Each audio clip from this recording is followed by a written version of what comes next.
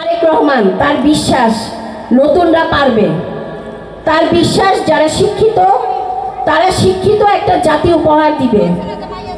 আমার কথা, আপনারা আমি আপনাদের মেয়ে, আপনারা এখানে যারা যারা আছেন অনেকে আমার মা বোন, আমার মা বোন ভাই সবাই, আপনাদের সহযোগিতা আমার একান্ত দরকার।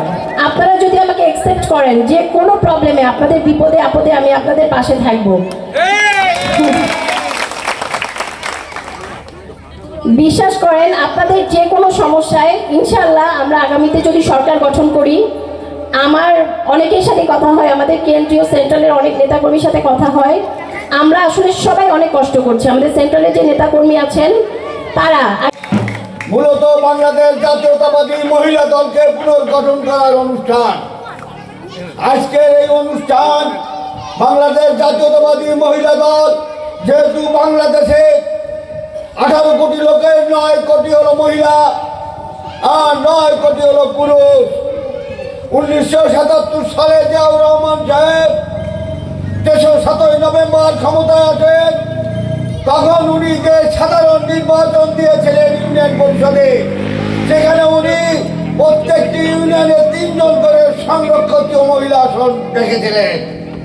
3 জন করে মেম্বার। 1977 সালে আব্দুল রাজ্জাক সরদার তখন চেয়ারম্যান ছিলেন, 3 জন মহিলা মেম্বার উনি প্রথম দেয়। তারপরে জিয়াউর রহমান সাহেব সংসদে 1979 সালের 19 ফেব্রুয়ারিতে সাধারণ নির্বাচন হয়। সেই নির্বাচনে উনি মহিলাদের জন্য 30টি সংরক্ষিত আসন রাখেন। বাংলাদেশ জাতীয়তাবাদী মহিলা দলকে অত্যন্ত গুরুত্বপূর্ণভাবে উনি মূল্যায়ন করেন এবং এই মহিলা দলকে সুসজ্জিত করবার লক্ষ্যে, আপনারা জানেন আমাদের বাংলাদেশ জাতীয়তাবাদী মহিলা দলের সম্মানিত সভানেত্রী হচ্ছেন।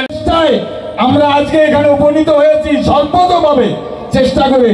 তিনি হচ্ছেন সদস্য সচিব, আমাদের গাওলা ইউনিয়নের ছেলে, মোল্লাহাট উপজেলা শাখার সাবেক এবং বর্তমান যুগ্ম যারা সরকার শেখ মুজিবুর রহমান মিলু মেয়ার ছেলে,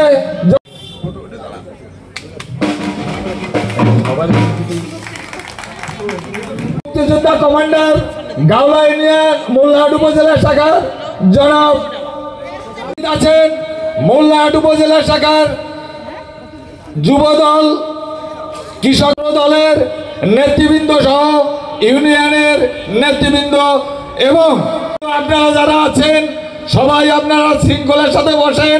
আমরা মন্দির কমিটির পক্ষ